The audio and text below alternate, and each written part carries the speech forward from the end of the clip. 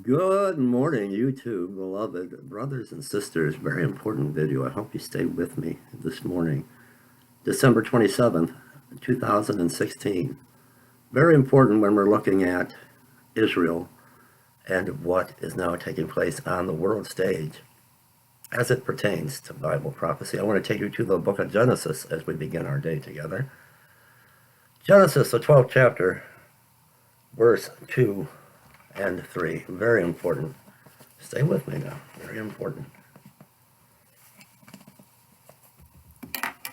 Verse 2 and 3. And I will make of thee a great nation, and I will bless thee, and make thy name great, and thou shalt be a blessing. And I will bless them that bless thee, and curse them that curseth thee. Genesis chapter 12, verse 2 and 3. Gather around. We're going to talk about this morning. I'm going to have a little bit of my coffee. Let me know what you're going to share with Pastor Dave. Do that now in the comment section below. Billy, what are you having this morning? Are you having coffee? Are you having tea? Catania, what are you having? Dr. Pepper. Where's my Dr. Pepper girl? Are you having hot cocoa? Let me know in the comment section below as we begin our day together.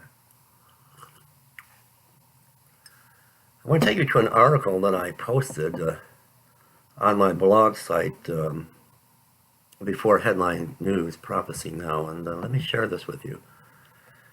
We're going to take a look at 10 times that God has put the hammer down on America with major disasters after the United States attempted to divide the land of Israel. I'll put a link below to my blog site into this article, and let's just take a look at 10 different times in history when the United States of America has stabbed Israel in the back. But this time, something, I'm telling you, something major is on the horizon. Let's take a look at just a few of these if we can. Let me get to the right spot. Number one, the first time the United States government refused to veto an anti-Israel resolution at the UN Security Council was in 1979. On March 22nd, 1979, the Carter administration chose not to veto UN Resolution 446. 4 days after that, on March 26th, the Egypt-Israel Peace Treaty was signed in Washington. As a result of that treaty, Israel gave up a tremendous amount of territory. 2 days later, on March 28th, the worst nuclear power plant disaster in United States history made headlines all over the globe. The 3 Mile Island, remember that? The 3 Mile Island accident was a partial nuclear meltdown that occurred on March 28th. Of 1979, 3 Mile Island nuclear meltdown.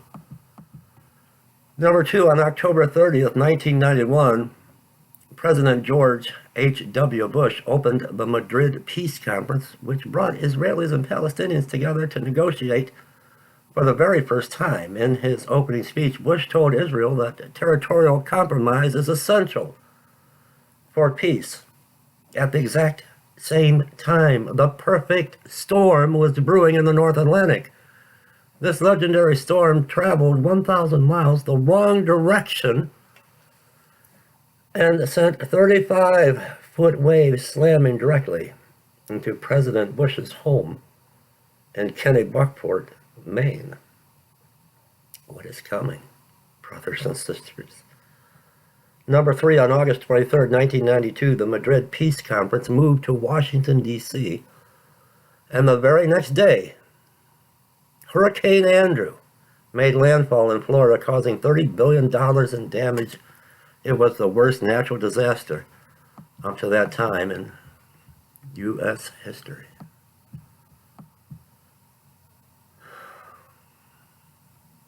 On January 16th, 1994, President Clinton met with President Assad of Syria to discuss the possibility of Israel giving up the Golan Heights, Within 24 hours, the devastating Northridge earthquake hit Southern California. It was the second worst natural disaster up to that time in U.S. history. Take a look at a few more.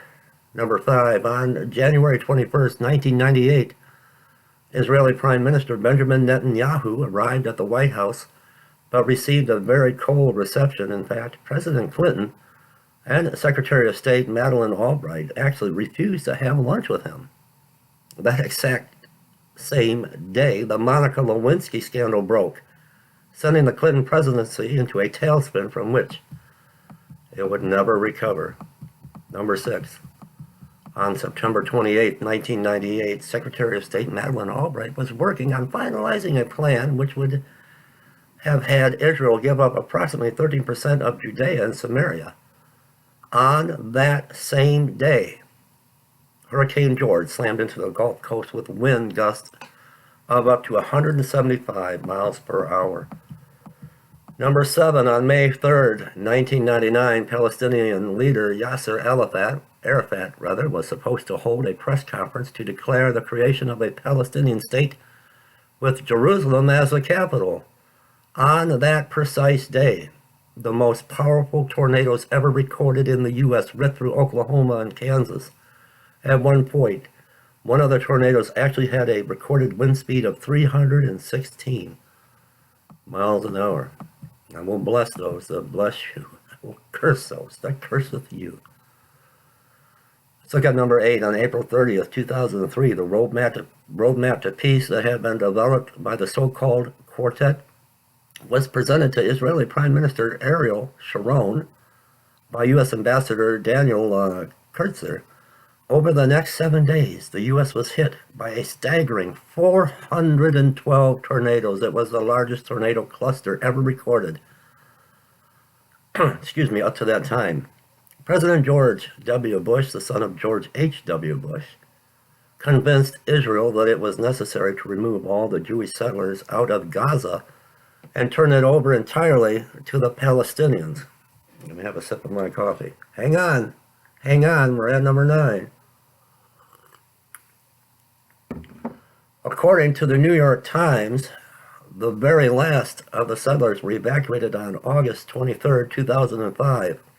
On that precise day, a storm that would be given the name Katrina started forming over the Bahamas. The city of New Orleans still has not fully recovered from the damage that storm caused, and it ranked as the costliest natural disaster in all of U.S. history. And finally, number 10, on May 19th, 2011, Barack Obama told Israel that there must be a return to the pre-1967 borders. 3 days later, on May 22nd, 3 days later,